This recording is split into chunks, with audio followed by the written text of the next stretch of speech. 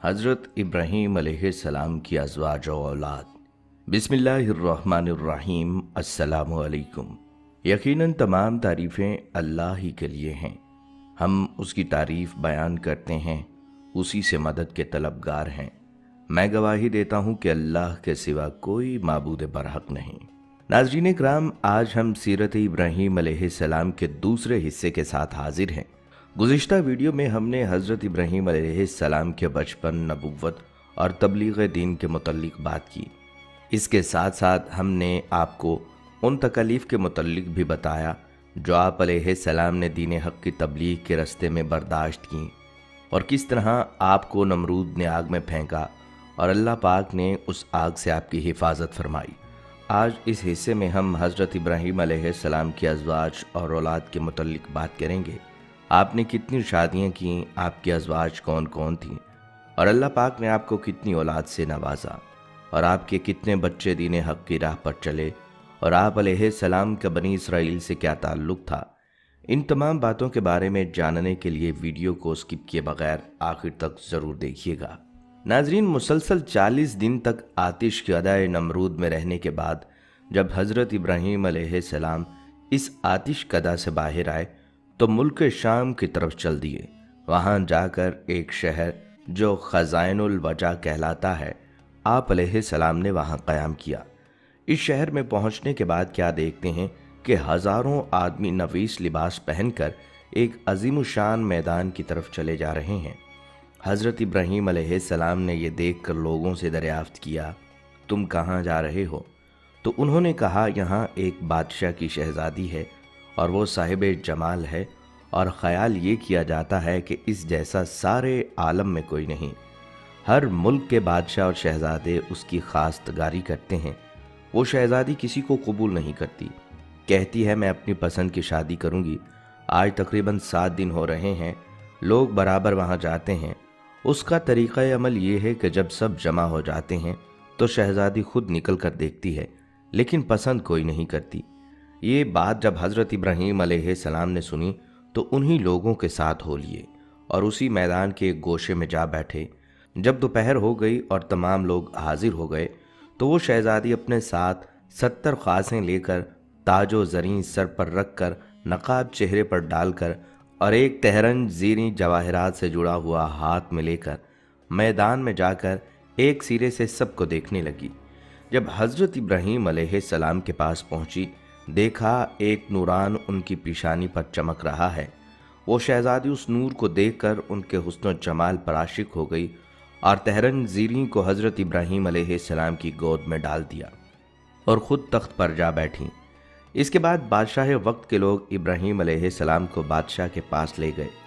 दर हकीकत वो नूर जिस पर शहज़ादी आशिक हुई वो नूर मुहम्मदी सल्लल्लाहु अलैहि वसल्लम था, जो हज़रत इब्राहीम अलैहिस्सलाम की पेशानी पर ज़ाहिर हुआ था। बादशाह ने उसे देखकर अपनी बेटी की तरफ निगाह की और कहा, ऐ बेटी, नेक शोहर तूने पाया, मगर मर्द गरीब है, कुछ फ़ायदा नहीं।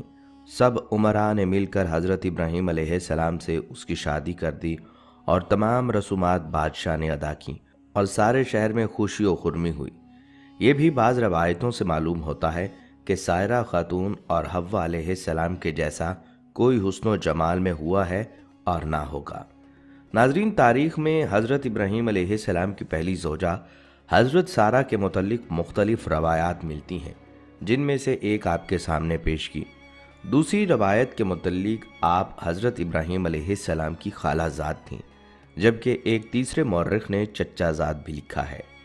जनाब सारा बेशुमार मानवी और इखलाकी फ़ज़ाइल व कमालात की हामिल खातून थीं और क़ज़ाए इलाही पर सब्र व तहम्मुल के साथ राज़ी रहना उनकी अहम खुसूसियत थी, और खुदा पर एतमाद व भरोसा, इबादत व रियाज़त में खुलूस इस खुदा परस्त खातून की दूसरी सिफ़तें थीं। अगरचा आप शादी से पहले एक बहुत ही मालदार खातून थीं, लेकिन हज़रत इब्राहीम अलैहिस्सलाम से शादी के बाद बेपनाह मसाइब व आलाम बर्दाश्त किए और इस राह में नहायत सब्र व तहम्मुल और खुदा पर मुकम्मल एतमाद के साथ ज़िंदगी में पेश आने वाली मुश्किलात को सर किया और इखलास के साथ इबादत व बंदगी में मंजिल कमाल पर फायज हुई। जनाब सारा अलैहिस्सलाम की इखलाकी सिफ़ात, ख़ुसूसन मसाइब व आलाम में सब्र व तहम्मुल, اپنی تمام تر دولت کو اپنے شوہر کی خدمت میں پیش کرنا پیغمبر اسلام کی شریک حیات حضرت خدیجہ رضی اللہ تعالیٰ عنہ کے جو تمام مصائب و آلام میں پیغمبر اسلام محمد مصطفیٰ صلی اللہ علیہ وسلم کے ہمراہ رہیں کہ ایثار و قربانی اور ان کے جذبہ خلوص کی یاد تازہ کر دیتا ہے۔ بے شک خدا پر ایمان انسان کے قلب کو قوت طاقت فراہم کرتا ہے تاکہ انسان مشکلات اور پریشانی کے عالم میں حلیم اور بردبار رہے۔ حضرت ابراہیم علیہ السلام کو نار نمرودی میں ڈالا گیا تو اس وقت جناب سارہ موجود تھیں اور آپ کی سلامتی کے لیے بارگاہ پروردگار میں دعائیں کی تھیں، اور خدا کے حکم سے آگ گلزار ہو گئی اور دشمنوں کی تمام سازشیں ناکام ہو گئیں۔ اور اس واقعے کے بعد بت پرستوں نے حضرت ابراہیم، سارہ اور لوط علیہ السلام کو شہر سے باہر نکال دیا اور وہ لوگ شام کی طرف چلے گئے۔ جناب سارہ علیہ السلام نے دربدری اور سفر کی صعوبتوں کو برداشت کیا تاکہ ابراہیم علیہ السلام کے ذریعے دین کا پیغام زیادہ عام ہو سکے اور مدتوں شام میں رہے، اور اس دوران حضرت ابراہیم علیہ السلام لوگوں کو خدا کی دعوت دیتے رہے۔ ایمان و اخلاق کی پیکر حضرت سارہ عفت و پاک دامنی میں بے نظیر تھیں۔ آپ نہایت جمیل تھیں۔ عام طور پر صاحبان حسن و جمال اپنے فانی حسن پر بہت زیادہ اتراتے ہیں، لیکن جناب سارہ ایمان و تقوی کی دولت سے مالا مال ہونے کی بنا پر ہمیشہ پورے حجاب میں رہتی تھیں اور غیر افراد کے ساتھ کبھی بھی نشست و برخاست نہیں کرتی تھیں۔ جناب سارہ بہترین شریک حیات ہونے کے ساتھ ساتھ ہر منزل پر حضرت ابراہیم علیہ السلام کی یار و مددگار تھیں۔ یہی وجہ ہے کہ خداوند عالم نے ان کے ایثار اور جذبہ قربانی، صبر و اطمینان اور اعتماد کے نتیجے میں ایسی عمر میں کہ جس میں عورتیں بچہ جننے کی صلاحیت نہیں رکھتیں، جناب سارہ علیہ السلام کو اسحاق علیہ السلام جیسا فرزند عطا کیا، اور یہ ایک معجزہ الہی تھا، ورنہ علمی اعتبار سے بھی اسے کوئی قبول نہیں کر سکتا کہ کوئی عورت 90 سال کی عمر میں ماں بن سکتی ہے۔ حضرت ابراہیم علیہ السلام اور جناب سارہ علیہ السلام بہت زیادہ مہمان نواز تھے۔ جناب سارہ کی ہمیشہ یہی کوشش رہتی تھی کہ تمام نیک امور بالخصوص مہمان نوازی میں حضرت ابراہیم علیہ السلام کے شانہ بشانہ رہیں۔ ایک دن حضرت ابراہیم اور سارہ علیہ السلام کے یہاں مہمان آئے، لیکن یہ مہمان عام نہیں تھے بلکہ فرشتے تھے جو انسانی شکل میں حضرت سارہ اور حضرت ابراہیم علیہ السلام کے مہمان ہوئے تھے۔ حضرت ابراہیم علیہ السلام نے فوراً ہی مہمانوں کی خاطر و تواضع کے لیے اسباب فراہم کیے اور بہترین بھنا ہوا بچھڑے کا گوشت لائے۔ سارہ علیہ السلام نے بھی کھانا تیار کرنے میں اپنے شوہر نامدار کا ہاتھ بٹایا اور خوشی خوشی مہمانوں کے سامنے کھانا پیش کیا، لیکن مہمانوں کا ابراہیم علیہ السلام کے گھر آنے کا مقصد انہیں بشارت و خوشخبری سنانا تھا۔ وہ لوگ بڑھاپے کے عالم میں خداوند عالم کے فضل و کرم سے صاحب اولاد ہوئے، ایسا فرزند جس کا سارہ علیہ السلام نے مدتوں سے انتظار کیا، اور اسی طرح فرشتوں نے جناب سارہ کو ایک عظیم فرزند اسحاق کی خوشخبری سنائی۔ جیسے ہی سارہ علیہ السلام نے ماں بننے کی خبر سنی تو کہا، اے میرے رب، یہاں بچہ پیدا ہوگا جبکہ میں بوڑھی ہوں اور میرے شوہر بھی بوڑھے ہو چکے ہیں، یہ تو بالکل عجیب سی بات ہے۔ فرشتوں نے کہا کہ کیا تمہیں حکم الہی میں تعجب ہو رہا ہے؟ اللہ کی رحمت اور برکت تمہارے گھر والوں پر ہے، وہ قابل حمد ہے۔ اور پھر پروردگار عالم نے حضرت سارہ علیہ السلام کو عظیم فرزند اسحاق علیہ السلام کی شکل میں عطا فرمایا۔ حضرت اسحاق جناب یعقوب علیہ السلام کے والد ماجد ہیں، اور حضرت یعقوب علیہ السلام انبیاء بنی اسرائیل حضرت موسیٰ، داؤد، حضرت سلیمان، حضرت زکریا، حضرت عیسیٰ، حضرت یحییٰ اور دوسرے انبیاء علیہ السلام کے جد امجد ہیں۔ شادی کے چند ماہ بعد حضرت ابراہیم علیہ السلام نے مصر کی طرف جانے کا قصد کیا۔ بیوی سائرہ نے کہا، میں بھی تمہارے ساتھ چلوں گی اور بغیر تمہارے میری زندگی محال ہے، لہٰذا مجھ کو بھی اپنے ہمراہ لے چلو۔ حضرت ابراہیم علیہ السلام نے فرمایا، تمہارا باپ تمہیں نہیں چھوڑے گا۔ سائرہ خاتون بولی، میرے باپ کی قدر تمہارے وجود کے سامنے میرے نزدیک کچھ بھی نہیں، اگر چھوڑے گا تو ٹھیک، ورنہ بے حکم اس کے تمہارے ساتھ چلوں گی، کیونکہ تمہارے بغیر میری زندگی محال اور وبال ہے۔ پھر سائرہ خاتون نے اپنے باپ سے رخصت مانگی، اس نے ان کو اجازت دے دی۔ تب حضرت ابراہیم علیہ السلام سائرہ خاتون کو لے کر شہر سے نکلے، اور اللہ تعالیٰ کا حکم بھی یہی تھا۔ راستے میں کچھ لوگوں نے کہا، اے حضرت ابراہیم علیہ السلام، مصر کا بادشاہ بہت ظالم ہے اور عورتوں کی بہت خواہش رکھتا ہے، بالخصوص عروس نو کا بہت زیادہ شائق ہے اور بہت جلد اس کی طرف مائل ہو جاتا ہے۔ اس کے راستے پر 10 آدمی متعین رہتے ہیں۔ جو کوئی مال و اسباب مصر لے کر جاتا ہے تو اس کو پکڑ کر اس سے اس مال کا محصول لیتا ہے، اور اگر کوئی سوداگر عورت کو ساتھ لے جاتا ہے تو اس سے اس عورت کو چھین لیتا ہے۔ یہاں سے حضرت ابراہیم علیہ السلام کی دوسری شادی کی ابتدا ہو رہی ہے۔ یہ سن کر ابراہیم علیہ السلام اندیشہ کرنے لگے، کیونکہ حضرت ابراہیم علیہ السلام ناموس میں بزرگ تھے اور سائرہ خاتون کے برابر حسینہ سارے جہاں میں کوئی عورت نہ تھی۔ اس راہ کے سوا جانے میں کوئی دوسری راہ بھی نہیں تھی۔ حضرت ابراہیم علیہ السلام نے ایک صندوق بنا کر سائرہ خاتون کو اس میں چھپا کر قفل لگا دیا اور صندوق کو اونٹ پر کسوا دیا۔ جب شہر میں پہنچے تو محصول کرنے والے آ کر صندوق کھولنے لگے تاکہ اس کی جنس دیکھ کر اس کے موافق اس کا محصول لیں۔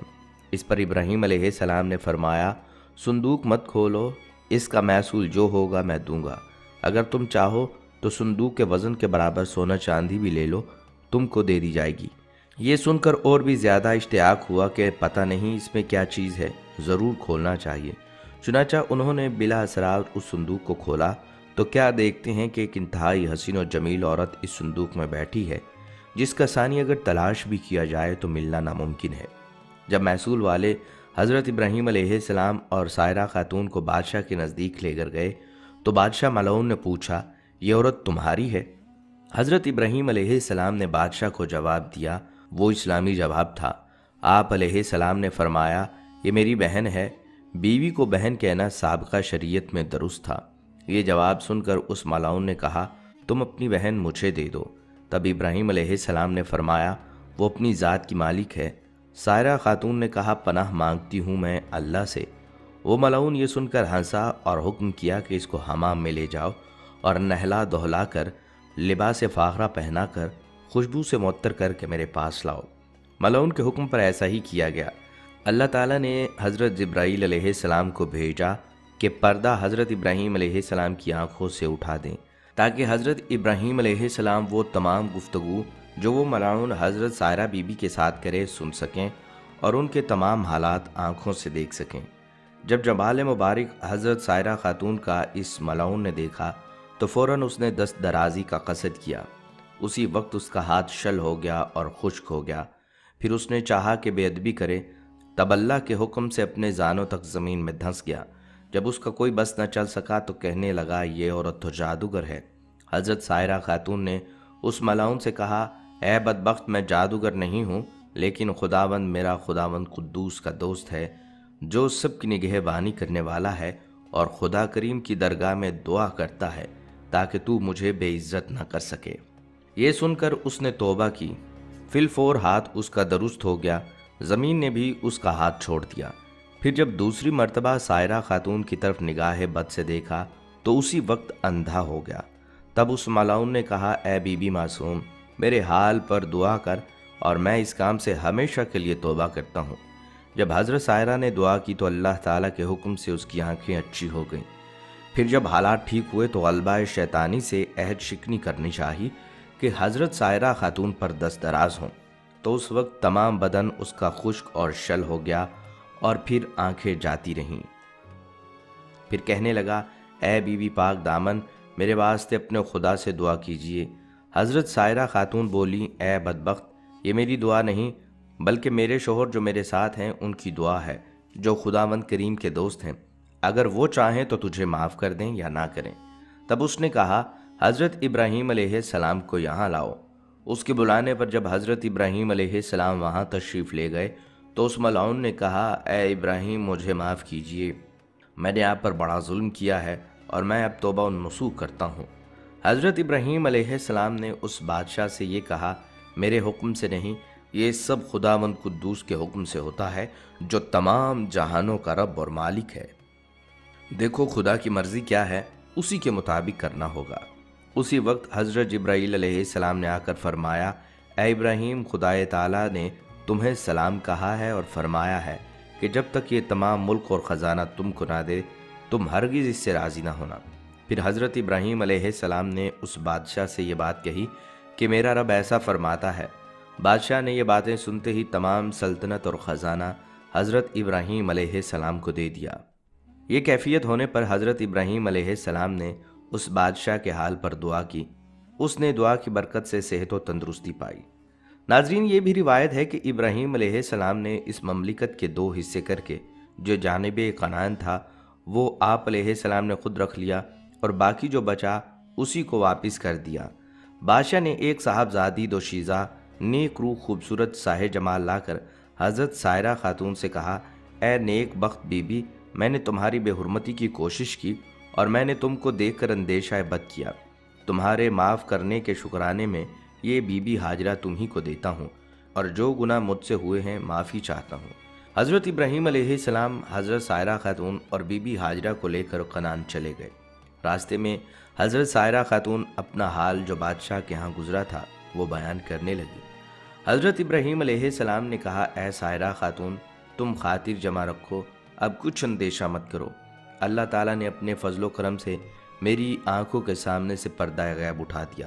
جو باتیں تجھ پر گزرتی رہیں مجھ پر سب ظاہر ہوتی رہیں، اور جو تم کہتی اور کرتی رہیں سو وہ میں نے دیکھا اور میں برابر سنتا تھا۔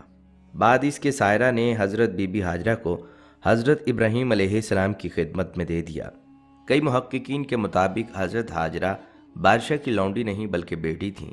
حضرت سارہ حضرت ہاجرہ کو لے کر حضرت ابراہیم علیہ السلام کے پاس تشریف لائیں تو دیکھا کہ وہ نماز میں مصروف ہیں۔ فارغ ہو کر بیوی سے سوال کیا، کیا ہوا؟ حضرت سارہ نے جواب دیا کہ اللہ نے کافر کے مکر کو رد کر دیا اور فاجر کی برائی کو اس کے سینے میں دفن کر دیا۔ اس واقعے کے بعد حضرت ابراہیم علیہ السلام فلسطین منتقل ہو گئے۔ ادھر مصر سے نکلے ہوئے 10 سال کا عرصہ گزر چکا تھا، لیکن حضرت سارہ اولاد کی نعمت سے اب تک محروم رہیں، حالانکہ اللہ تعالیٰ نے ابراہیم علیہ السلام سے اولاد دینے کا وعدہ فرمایا تھا۔ حضرت سارہ خاتون نے حضرت ابراہیم علیہ السلام سے کہا، مجھے تو اولاد کی طرف سے نا امیدی ہو چکی ہے، آپ ہاجرہ سے نکاح کر لیجئے کہ اللہ تعالیٰ نے اولاد دینے کا وعدہ فرمایا ہے تو شاید اسی سے کوئی اولاد ہو جائے۔ حضرت ابراہیم علیہ السلام نے حضرت سائرہ خاتون کی خواہش کے موافق حضرت بی بی ہاجرہ سے نکاح کر لیا۔ اللہ تعالیٰ کی شان کے 1 سال بعد انہی کے بطن سے حضرت اسماعیل علیہ السلام پیدا ہوئے۔ حضرت سائرہ کی وفات کی تھوڑی مدت کے بعد ابراہیم علیہ السلام ایک اور عورت کو اپنے نکاح میں لائے جس کا نام قطورہ یا قنطورہ تھا، جس کے بطن سے 6 لڑکے پیدا ہوئے۔ حضرت ابراہیم علیہ السلام نے ایک اور عورت سے بھی نکاح کیا جس کا نام حجورہ تھا۔ کتاب مذکورہ میں اس بیوی کا نام حجون یا حجین بھی لکھا گیا ہے۔ اس کے بطن سے حضرت ابراہیم علیہ السلام کے 7 بیٹے پیدا ہوئے۔ اللہ تعالیٰ نے اس نکاح کے سال بھر بعد ہی حضرت ہاجرہ کے بطن سے اسماعیل علیہ السلام کو پیدا فرمایا۔ بعد ازاں حضرت ابراہیم علیہ السلام اللہ کے حکم سے حضرت ہاجرہ اور نومولود بیٹے کو لے کر فلسطین سے نامعلوم منزل کی جانب چل پڑے۔ حضرت ابراہیم علیہ السلام اپنی زوجہ اور لخت جگر کے ساتھ صحراؤں، پہاڑوں اور میدانوں کو عبور کرتے ہوئے ایک ایسی وادی میں پہنچے جہاں دور دور تک چرند پرند تھے اور نہ ہی کوئی پانی کا نام و نشان، لیکن حیران کن طور پر اس وادی کے درمیان ایک بوڑھا درخت نہ جانے کب سے اپنے مکینوں کے انتظار میں کھڑا تھا۔ حضرت ابراہیم علیہ السلام نے اہلیہ کو دودھ پیتے معصوم جگر سمیت درخت کے نیچے بٹھایا، کھجور کا تھیلا اور پانی کا مشکیزہ پاس رکھا اور کچھ کہے بغیر واپسی کے لیے پلٹے۔ حضرت ہاجرہ نے جب یہ دیکھا تو لپک کر دامن پکڑا اور بولی، اے ابراہیم، ہمیں اس دشت و بیاباں میں چھوڑ کر کہاں جا رہے ہو؟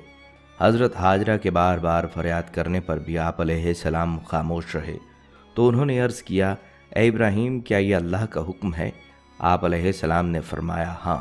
حضرت ہاجرہ علیہ السلام نے یہ سنا تو بڑے یقین اور اعتماد کے ساتھ فرمایا، پھر ہمارا پروردگار ہمیں ضائع نہیں فرمائے گا۔ حضرت ابراہیم علیہ السلام آگے بڑھ گئے، لیکن الفت پدری کے تحت مجبور ہو کر ایک ٹیلے کی اوٹ میں پہنچ گئے جہاں سے حضرت ہاجرہ ان کو نہ دیکھ سکتی تھیں۔ پھر باری تعالیٰ کے حضور دعا کے لیے ہاتھ اٹھا لیے، اے پروردگار، میں نے اپنی اولاد کو اس میدان بیاباں میں تیرے عزت والے گھر کے پاس لا بسایا تاکہ یہ نماز پڑھیں۔ تو لوگوں کے دلوں میں ایسا کر دے کہ ان کی طرف جھکے رہیں اور ان کو میووں سے روزی دے تاکہ تیرا شکر کریں۔ سورہ ابراہیم آیت 37۔ پھر حضرت ابراہیم علیہ السلام واپس پلٹ گئے۔ حضرت ہاجرہ پر اللہ کی رحمت سایہ فگن تھی۔ ابھی زادرہ ختم ہی ہوا تھا کہ اللہ تعالیٰ نے معصوم اسماعیل علیہ السلام کے قدموں تلے آب زمزم جاری کر دیا۔ حضرت عبداللہ بن عباس رضی اللہ تعالیٰ عنہ سے مروی ہے کہ نبی صلی اللہ علیہ وسلم نے فرمایا، اللہ پاک حضرت اسماعیل علیہ السلام کی والدہ پر رحمت فرمائے، اگر وہ پانی سے چلو نہ بھرتیں، اسے بہنے دیتیں تو وہ ایک بہتے ہوئے چشمے کی صورت اختیار کر لیتا۔ بحوالہ بخاری شریف۔ کچھ ہی عرصہ گزرا تھا کہ بنو جرہم کا قبیلہ حضرت ہاجرہ کی اجازت سے وہاں آباد ہو گیا، اور پھر اللہ تعالیٰ نے جلد ہی اس غیر وادی کو شہر میں بدل دیا۔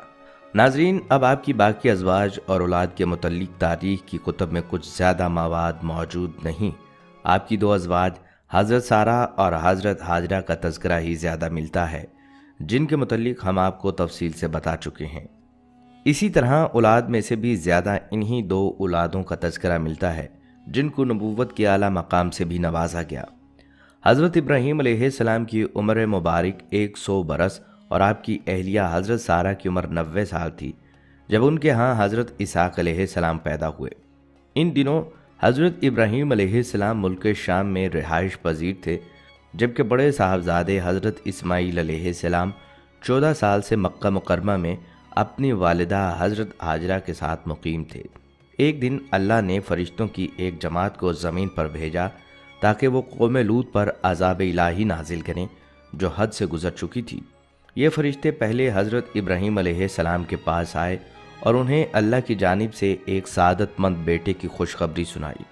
چونکہ حضرت سارہ بوڑھی تھیں، فرشتوں کی اس خوشخبری پر انہیں بڑی حیرت ہوئی اور تعجب بھی، جس کا ذکر اللہ تعالیٰ نے قرآن پاک میں یوں فرمایا، ہم نے اس کو یعنی سارہ علیہ السلام کو حضرت اسحاق کی اور اسحاق علیہ السلام کے بعد یعقوب علیہ السلام کی خوشخبری دی۔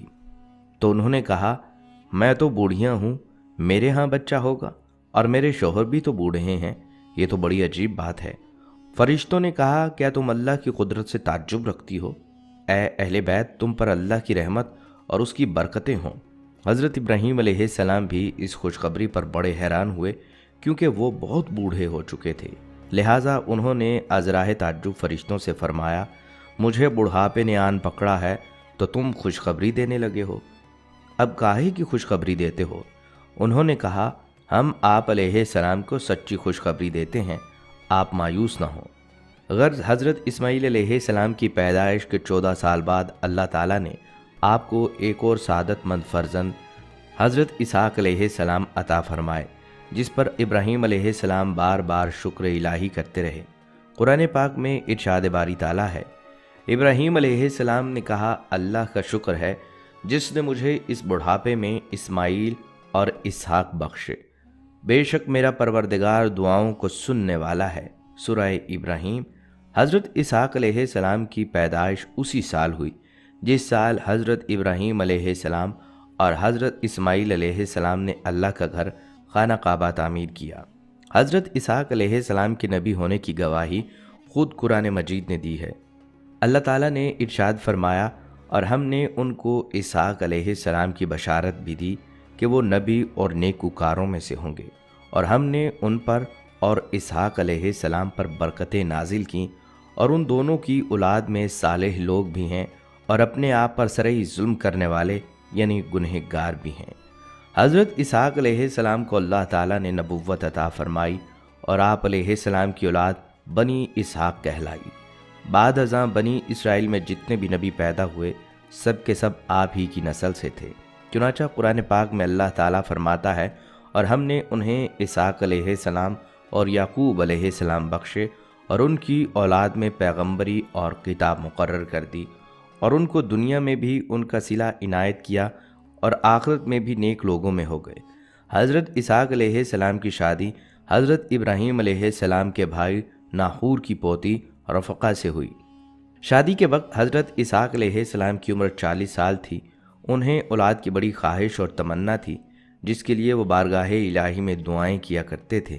آپ کی دعائیں قبول ہوئیں اور شادی کے 20 برس بعد اللہ تعالیٰ نے آپ علیہ السلام کو 2 جڑواں بیٹے عطا کیے۔ پہلے کا نام مہیسر رکھا گیا، جسے اہل عرب مہیس کے نام سے پکارتے ہیں، ان کی اولاد رومی کہلاتی ہے۔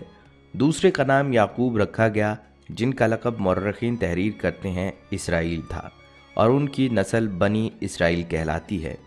حضرت اسحاق علیہ السلام اپنے بڑے بیٹے مہیس سے زیادہ محبت کرتے تھے، جبکہ ان کی اہلیہ رفقا اپنے چھوٹے بیٹے یعقوب کو زیادہ چاہتی تھیں۔ آخری عمر میں حضرت اسحاق علیہ السلام کی بینائی ختم ہو گئی تھی اور آپ علیہ السلام نابینا ہو گئے تھے۔ دونوں سعادت مند بیٹے باپ کی بے حد خدمت کیا کرتے تھے۔ بڑا بیٹا شکار کا شوقین تھا اور عموماً شکار کا گوشت لا کر والد کو کھلایا کرتا تھا، جس کے بدلے اسے خوب دعائیں ملتی۔ ایک دن کا واقعہ ہے کہ حضرت اسحاق علیہ السلام کا شکار کا گوشت کھانے کو دل چاہا، تو انہوں نے مہیس سے اپنی خواہش کا اظہار کیا۔ وہ والد کے لیے شکار کی تلاش میں نکل کھڑا ہوا۔ ادھر والدہ نے جب یہ سنا تو چھوٹے بیٹے یعقوب علیہ السلام سے کہا، بیٹا کیا ہی اچھا ہو کہ تم مہیس کے آنے سے پہلے بکری ذبح کر کے والد کو پیش کر دو، اس طرح تمہیں دعائیں مل جائیں گی۔ حضرت یعقوب علیہ السلام نے والدہ کی ہدایت پر عمل کیا اور جلدی سے بکری کا گوشت بھون کر والد کی خدمت میں پیش کر دیا۔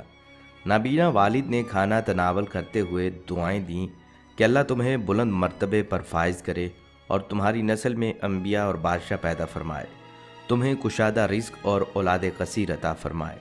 کچھ دیر بعد بڑے صاحبزادے شکار کا گوشت لے کر خدمت میں حاضر ہوئے اور تناول فرمانے کی درخواست کی، جس پر اسحاق علیہ السلام کو بڑا تعجب ہوا۔ وہ گویا ہوئے، اے بیٹے یہ کیا ہے؟ مہیس نے کہا، یہ وہ شکار کا گوشت ہے جس کی آپ نے مجھ سے فرمائش کی تھی۔ حضرت اسحاق علیہ السلام نے مزید حیران ہو کر فرمایا، تو وہ کچھ دیر پہلے جو مجھے کھلا چکے ہو؟ اب مہیس کے حیران ہونے کی باری تھی۔ بولے، ابا جان میں تو بھی شکار کا گوشت لے کر آیا ہوں، اس سے پہلے تو میں نہیں آیا۔ حضرت اسحاق علیہ السلام سمجھ گئے کہ وہ چھوٹے بیٹے یعقوب علیہ السلام لائے ہوں گے، چنانچہ آپ نے مہیس کے لائے ہوئے کھانے کو بھی تناول فرمایا اور اسے دعا دی کہ تمہاری نسل خوب سرسبز و شاداب زمین پر خوب پھیلے اور پھولے، ان کے پھلوں اور رزق میں اللہ خوب برکت عطا فرمائے۔ مہیس کو اپنے بھائی یعقوب علیہ السلام کا سبقت لے جانا اور پہلے دعائیں لینا سخت ناگوار گزرا، اور وہ یعقوب علیہ السلام کے دشمن بن کر ان کی جان کے در پہ ہو گئے۔ والدہ نے جب مہیس کے غم و غصے کو دیکھا تو انہیں خوف محسوس ہوا، اور انہوں نے چھوٹے بیٹے یعقوب علیہ السلام سے کہا، تم فوری طور پر شام چھوڑ کر اپنے ماموں کے پاس چلے جاؤ، مجھے ڈر ہے کہ مہیس تمہیں قتل نہ کر دے۔ جب بھائی کا غصہ ختم ہو گیا تو میں تمہیں واپس بلوا لوں گی۔ حضرت اسحاق علیہ السلام کو بھی معاملات کی نزاکت کا احساس تھا، چنانچہ انہوں نے اس فیصلے کی حمایت کرتے ہوئے حضرت یعقوب علیہ السلام کو فوری جانے کا مشورہ دیا۔ حضرت یعقوب علیہ السلام والد اور والدہ سے دعائیں لے کر ملک شام سے ہجرت کر گئے۔ ناظرین، بنی اسرائیل نے اللہ کی کتاب توریت میں تحریف کرتے ہوئے حضرت اسحاق علیہ السلام کو ذبیح اللہ قرار دیا ہے۔ توریت میں یوں تھا کہ اللہ نے اپنے اکلوتے بیٹے کو ذبح کرنے کا حکم دیا۔ اسرائیلیوں نے اس میں تحریف کر کے یوں کر دیا، اللہ نے ابراہیم علیہ السلام کو اپنے پہلے بیٹے اسحاق علیہ السلام کو ذبح کرنے کا حکم دیا۔ یہاں لفظ اسحاق ان کی طرف سے توریت میں اضافہ ہے، اور یہ سراسر جھوٹ، بہتان اور گمراہی ہے، جس کی وجہ سے بنی اسرائیل کا اہل عرب سے حسد ہے۔ اللہ تعالیٰ نے جس وقت ذبح کا حکم دیا اس وقت اسماعیل علیہ السلام ہی اکلوتے بیٹے تھے۔ بنی اسرائیل اہل عرب سے اس لیے حسد کرتے ہیں کہ اہل عرب حضرت اسماعیل علیہ السلام کی نسل سے ہیں، اور ان میں سب سے افضل، عظیم المرتبت اور اللہ کے آخری پیغمبر حضرت محمد مصطفیٰ صلی اللہ علیہ وسلم بھی ہیں۔ بنی اسرائیل کی شدید خواہش ہے کہ وہ عظیم اور جلیل القدر شرف و مرتبہ جو مسلمانوں کو ملا ہے اسے غلط قرار دے کر خود سے منسوب کر لیں، اور اپنے اسی مذموم اور جھوٹے منصوبے کی خاطر انہوں نے اللہ کی کتاب توریت میں بھی تبدیلی کر ڈالی۔ دوسری طرف اگر حضرت اسماعیل علیہ السلام کی بات کی جائے تو اللہ تعالیٰ نے اسماعیل علیہ السلام کو حجاز مقدس اور اس کے آس پاس کی تمام آبادیوں نیز بنو جرہم، قوم عمالیق اور اہل یمن کی طرف نبی بنا کر بھیجا۔ آپ علیہ السلام ہمارے پیارے نبی صلی اللہ علیہ وسلم کے جد اعلیٰ ہیں۔ قرآن مجید میں حضرت اسماعیل علیہ السلام کے 3 اوصاف صراحت کے ساتھ بیان کیے گئے ہیں۔ تعمیر کعبہ کے دوران اپنے والد ابراہیم علیہ السلام کے ساتھ شانہ بشانہ شریک رہے، آپ علیہ السلام وعدے کے بڑے پکے اور سچے تھے۔ آپ علیہ السلام لوگوں کو نماز اور زکوٰۃ کا حکم دیتے رہے تاکہ وہ اللہ کے عذاب سے بچ جائیں۔ اللہ تعالیٰ قرآن پاک میں فرماتے ہیں، اے نبی، کتاب میں اسماعیل علیہ السلام کا بھی ذکر کیجیے، بے شک وہ وعدے کے سچے اور ہمارے بھیجے ہوئے نبی تھے، اور وہ اپنے گھر والوں کو نماز اور زکوٰۃ کی تعلیم دیتے تھے، اور وہ اپنے پروردگار کے ہاں پسندیدہ اور برگزیدہ تھے۔ ناظرین، یہ تھی ہماری آج کی ویڈیو جس میں ہم نے حضرت ابراہیم علیہ السلام کی ازواج و اولاد کے متعلق بات کی۔ اگلے حصے میں ہم حضرت ابراہیم علیہ السلام کے ہاتھوں بیت اللہ کی تعمیر کے متعلق بات کریں گے۔ اگلی ویڈیو تک ہمارا ساتھ دیجیے، ملتے ہیں